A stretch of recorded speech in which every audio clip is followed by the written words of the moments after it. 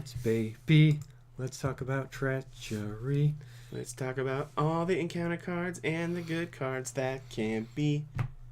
Welcome back to Two Lily Investigators. As a little snippet of music just for you guys. So today we're here to talk about Shattered Aeons. It's the last pack in the Forgotten Age cycle. So this is the last pack we're going to see until Circle Undone comes out, which is the next deluxe expansion. Yeah, there's a lot of cool cards in this set. Mm-hmm. We just had pre-conversations about them, and now we're about to have actual conversations about them. Oh, yes. So the first card, as you can see on the left, is Kerosene. Another staple card from Eldritch Horror and all the other games. Kerosene is a 3-cost asset with a brain icon on it, or willpower icon. It's an item. It uses 3 supplies, and it gets discarded if there's none on it, like First Aid does. And as an action, if an enemy was defeated at this location this round, exhaust Kerosene and spend a supply and heal 2 horror from among investigators and assets at your location. Yeah. I thought this was a pretty nifty card. Yeah. I think. It's for a person who is killy, it's good to have it like on the on your person running around, because you can just kill something and then like just heal off 2 horror if you're taking a lot of horror. I was thinking Caroline could play it because she could follow people around, and it doesn't take up any slots, so that's kind of cool because you can just have Kerosene on you. You don't doesn't take a hand or anything like that. You just got a bunch of Kerosene. Yeah, so I thought it was nifty, kind of expensive. That's what I thought its drawback was, and also uses an action. Yeah, that's true. So I'm waiting for them to come up with a card like Zippo, and if you like, it says on it like if you have Kerosene out, you can discard Zippo to do like 5 damage to a thing. That'd be really cool if they did that. Super convoluted dynamite. Yeah, but it'd be really cool. Yeah, maybe it costs less. Maybe the Zippo's free to play, and that's but you have to like have it all in your hand. All right, the next card we have is basically that, but not. It's a flamethrower. It's a flamethrower. 4 cost, 5 experience asset with 2 fisticuffs and a question mark on it. It's an item, weapon, firearm. So I think you can use like marksmanship with the flamethrower, and I think you can use blessed ammunition as well, which would be sweet. Interesting. The that would blessed be really fires cool. of the Emperor. It uses 4 ammo, and you spend an ammo to fight, and the chosen enemy for this attack has to be the engaged enemy with the highest fight value that you're engaged with. And you get plus 4 fisticuffs for the attack. And if you succeed, instead of standard damage, you deal 4 damage amongst the enemies engaged with you. And any additional damage adds to that 4. So it's kind of cool in the sense that like you get to have plus 4 attack for 4 resources. That's kind of cool. Yeah. Dealing 4 damage is like, all right, it's kind of on par with like what... I mean, if we're looking at it straight from like a magic perspective, it's passing this vanilla test that we would have where you're paying 4, getting 4 uses, have 4 strength, and do 4 damage. The fact that you can distribute it can mean that you might be able to kill something you might not be able to kill otherwise. I don't know. Maybe. You just feel 4 damage isn't like a lot. If you're, I mean, on one creature it would be, but if you're engaged with multiple, distributing it across lots of things. Well, you don't have to distribute it. Well, yeah. So on one creature, 4 damage is a lot. But like if you're engaged with multiple, which you would want to be with this, it does not a lot. So if you're fighting one creature, it's just like probably worse than like one of the higher tier guns. Like I just want a lightning gun, or like a bar. I got like a bar, or like the bar, or. And the other thing that we're like not talking about is machetes are solid. Is it's 2 hands and a body slot, so you can't have anything on your body or in either hand. So that's kind of a downside. I think I like this card a little more than you though, because I think that the 12 damage in a good turn could be like a game changer. That's a lot of damage, and the nice part is you don't have to overkill with it, right? Yeah. So like that's kind of one of the things I was running into playing like a Protector Guardian Paladin Knights is like overkilling. You're like, I'm gonna kill this thing, and you deal like 5 damage, and you're like, well, it needed 2. So like this card kind of helps you distribute it, but it does take a lot because you're like sitting there and you can't do anything else that you might want. You know? I suppose like you could be engaged with the highest thing with attack and put it on other things you're not engaged with. You have to be engaged with the creatures that you deal damage to. Is that what it said? Okay. It amongst enemies engaged with you, which is the other downside. Yes. So like you have to basically like taunt the turn before you do this. Yeah. See, so I think it could be cool with Zoe maybe and some stuff, but I'm gonna build a deck just to use this flamethrower. You wait. You wait. You'll see. You'll see. Give it reliable, too. Oh, that'd be so cool. All right, our next card is our first secret card. It's called Vantage Point. A 1 cost, no experience, which is rare in this set, or this set of cards. Event with a book and a foot icon. It's an insight event, so anybody who cares about having insights events in their discard piles or things like that would want this. It's fast, and it says play after a location enters play or is revealed during an investigator's turn. And it says, until the end of the active player investigator's turn, that location gets -1 shroud, and you can move 1 clue to that location from any other location. Yeah. This one is really cool. And I think it combos really well with field work. Yeah. In fact, it combos perfectly with field work because you would immediately have something to investigate with your +2. Yeah, even if it doesn't normally have clues. Yeah. Which is a really cool part about this card. The moving clues thing is something that we don't see very often, but it's super crazy. Yeah. So I agree. And that's a good play. Like, move to a location, like, and it's like a no clue location, and you just like, I'm gonna take this one off this high cost, do it here, get all these bonuses, got that clue, nailed it. Yeah. Sweet.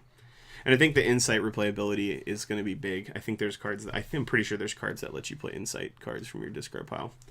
All right. Our next card is Necrotic Manuscripts, and Tyler and I looked it up, so no comments about how we're pronouncing it wrong. Thank you. But we went through like 15 iterations, and I think one was Pancoctic, and that's not right. Yeah. Just to be clear. Yeah. It's a 5 cost, 5 experience asset with a book and a question mark, and it's an item relic tome. So tomes and tome searchers and relic searchers, this is a good card.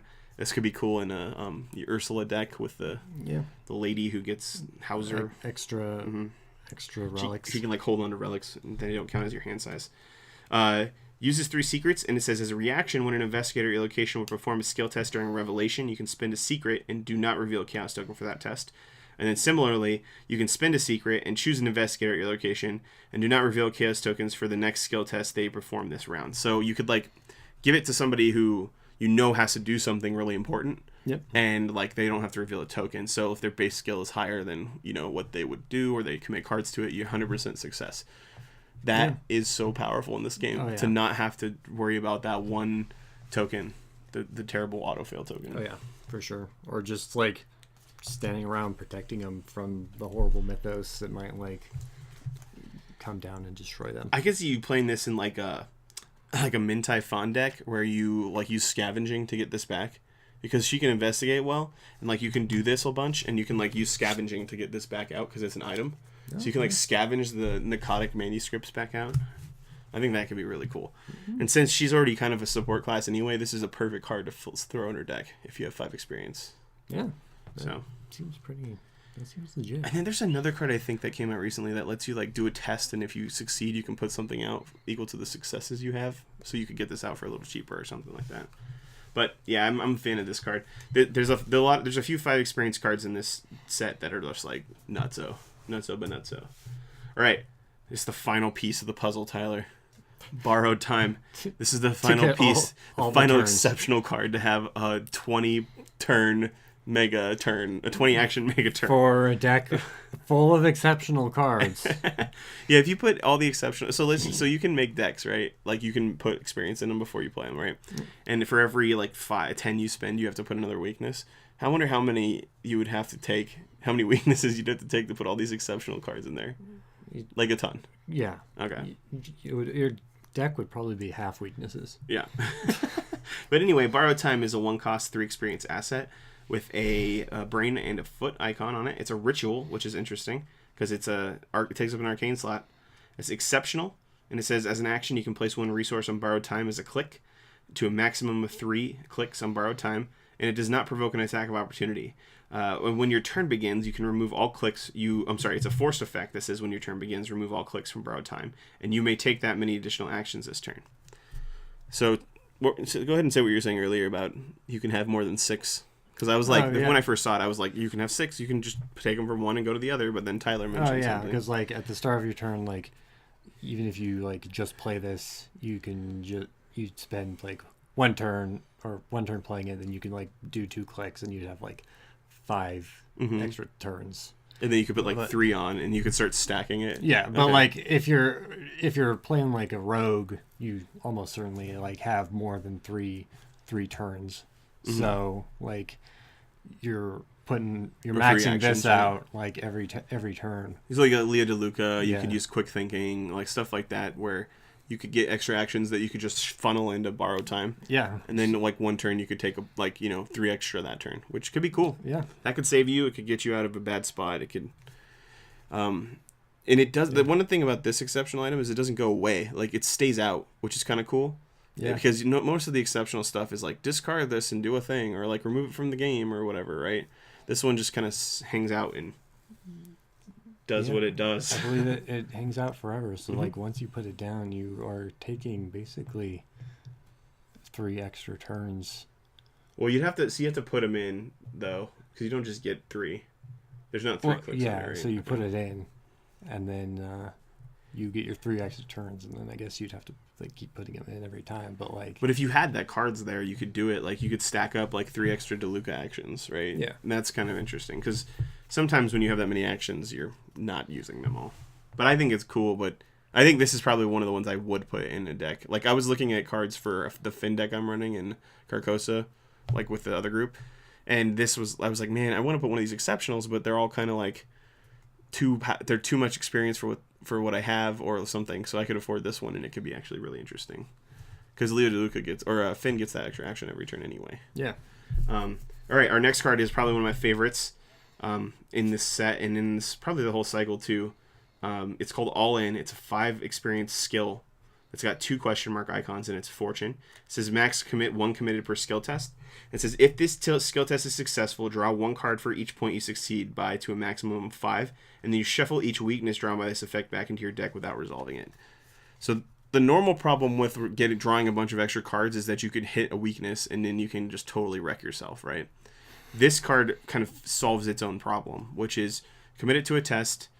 Maybe if you're in a rogue, you probably are committing. You're trying to get 2 over anyway, right? Yeah. So you're probably going to hit 1 to 2 over anyway. Draw 2 to 5 extra cards, and then just get rid of your weaknesses. Oh yeah. And put them back, and so you get between, depending on how many weaknesses you have, anywhere between 0 to 5 extra cards. Oh, Yeah. So I know free draw is good, and free draw off a skill test is even better. Yeah. So. Yeah, very solid card. I just like that it says shuffle the weaknesses back in, because you're going all in, man. You don't get punished for that. All right, our first Seeker card, our first Mystic card is Shards of the Void. It is a 3-cost, 3 experience asset with a brain and a fist icon, and it's a spell. It seals the 0 token, which is kind of cool or interesting, and it has 3 charges. And so there's a paragraph of text here, so bear with us.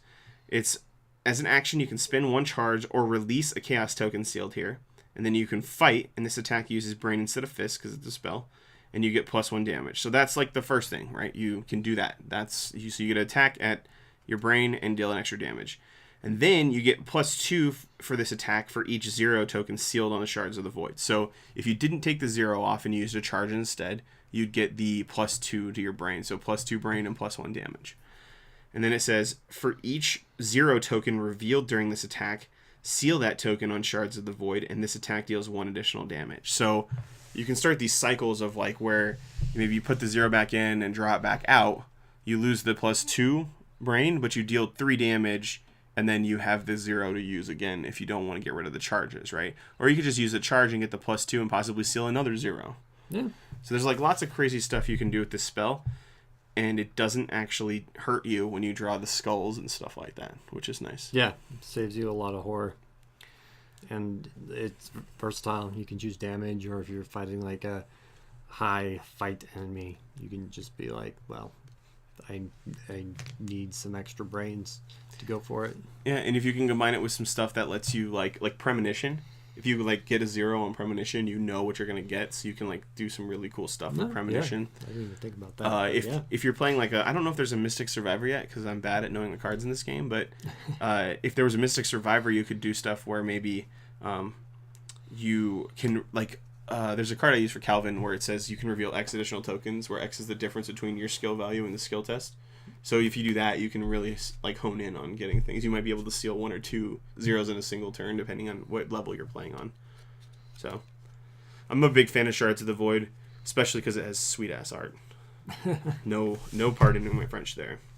Now we're about to see the most powerful card, I think, in this entire set.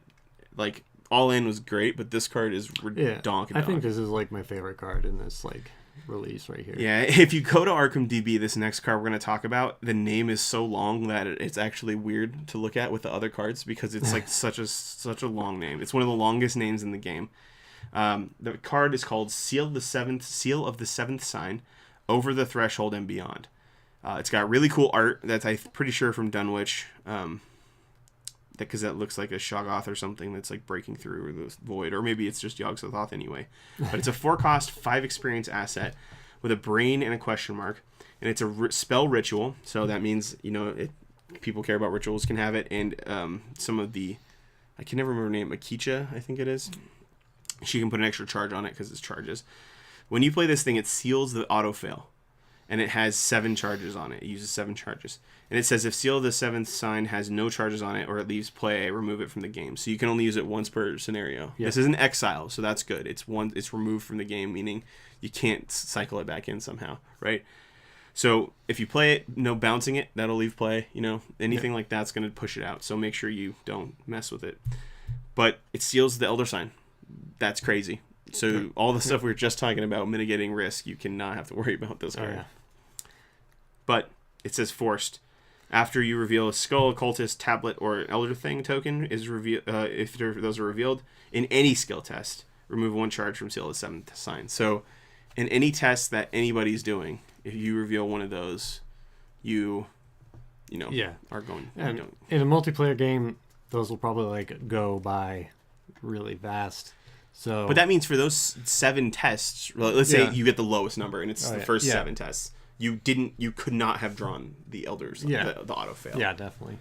But like, if I'm not sure how many cards, if any, seal you can use to seal other stuff, those symbols. But I think there's at least 1 or 2. Like there's Seal of the Elder Sign, and then there's there's another one that seals a skull, I think. Yeah, but like Chthonian Relic or something. You definitely want to put those in your deck if you have. Oh yeah. If you have this, so. Oh yeah. It's just like so beneficial. Yeah, Seal of the Elder Sign will seal. It doesn't actually seal. No, it doesn't seal the Elder Sign. Just treats it as an Elder Sign. Oh, okay. But what's the seal one? Because that is important to know. There we go. Crystalline Elder Sign is the one I'm thinking of. So Crystalline Elder Sign seals a +1 or no, that's not the one I'm thinking of. Let's see. Serpents of Yig. That's the Chthonian Stone. Yeah, the Chthonian Stone will seal one of the ones that you're looking for. Okay. And so you can only have 1 Chthonian Stone out at a time. So there's that. And then I think that's it as far as sealing bad stuff. But you can at least get one of those out. You can also use this with. There's a Mystic card that lets you draw draw additional tokens if you spend charges off of it, and so you can kind of negate drawing a bad one. Yeah, and you can there's basically chaos bag stacking cards, which is and this card with all these other cards could make a really cool support character that just does some stuff on the side, maybe supports everybody, but also controls the bag from being like a jerk. That'd be a very meta character. That would be really cool. All right, our next card is our first Survivor card. It's a 1-cost event. It's called Impromptu Barrier. It's a tactic, and it's improvised. So if tactics mean that Mark Harrigan can take it, which is kind of cool because Mark Harrigan is a bomb. He's the bomb. He's the bomb diggity. Just like all the other improvised cards or the cards that are impromptu.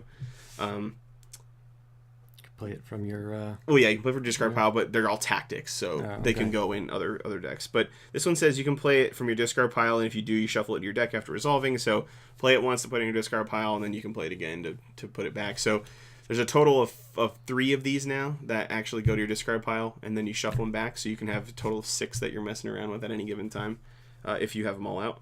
And this one is your evade, so you have your fight and you have your investigate, and this one is the evade. So. And survivors are not flashy with all these. No. With all these people who are like sealing the auto fail and like. But they're subtle because there's got to be something here with this -1. Like the whole improvised impromptu stuff is all -1. This one says evade. When you evade the chosen enemy, it gets -1 evade for this attempt. Yeah, and if you played from your discard pile, you can evade additional enemies. Yeah, like totally changes the math of like how everything works out. But it's not flashy at all. But I think it's cool. I really want to build. I really want to build like a survivor deck that's just based around these impromptu cards or these improvised cards, and see if like there's something there. Like no. I don't know if there is, but I think it could be cool. Like, I think it could be really cool. But that's just me. There's someone in Fantasy Flight who's just like, you have to do it. Yeah, it's like it's like a super like secret thing that he's just like built into the game. And it's just like these impromptu cards can beat anything, any scenario. Well, like so if you use that the one we were just talking about, the investigate one, winging it, and you have a skeleton key, it means that this route 0. Right? So you can't fail if you do that combo, which could be really cool. But I don't know. There's some weird stuff that goes on there. But Ultrafeet is our final card. It's a 1-cost, 3 experience event. This is the flashy survivor card that they get. Yeah, especially with the art, because the interesting part, we'll talk about that in a sec. But it's a question mark. It's a spell and it's blessed, so Father Matteo can have it in his deck. Go, Matteo. We always have to mention it. Yeah. It's fast, and you can play it during any player's immediate action or like quick action window. And it says choose and discard from play a non-weakness treachery that's not attached to an elite enemy. I wish I would have had this card when we started, because getting rid of like frozen in fear and stuff like that is so annoying. And sometimes you can't do it if you're not playing the right character. And especially in this set, you get the serpent curse, and if you have high vengeance, which we do because we just murder all the snakes, you can't get rid of it. Yeah, there's a lot of cards that this helps with, and I like that it's fast and it's cheap and it works. And except for like in like Dunwich, I guess in Dunwich there's a bunch of stuff that attaches to elite enemies, so don't play it in Dunwich. But in this one it's good. But this is kind of interesting because the card that's on there is the tower. It's like a tarot card, right? But the whole way they were spoiling the Circle Undone was with tarot cards, so I wonder if there's going to be like more of these kind of like tarot references in the cards that we're going to see. Yeah. But that would be pretty cool. But that's all we have this time. That's all the cards. There's not like 50 of our rogue cards this time, so it's a little shorter. Yeah. But I hope you enjoyed that. I know I'm excited for Circle Undone, because that starts the cycle with the dual class cards, and the dual class cards were confusing everybody, and that makes me laugh. Oh, yeah. So we'll get to that. We'll do that review. We'll probably do the types like we did last time. Like we'll go over the individual like investigator and then their types. So be ready for that when that comes out. I think that's next month or the month after. So yeah. Thanks for watching. Like, comment, subscribe. Yep. See you next time, investigator.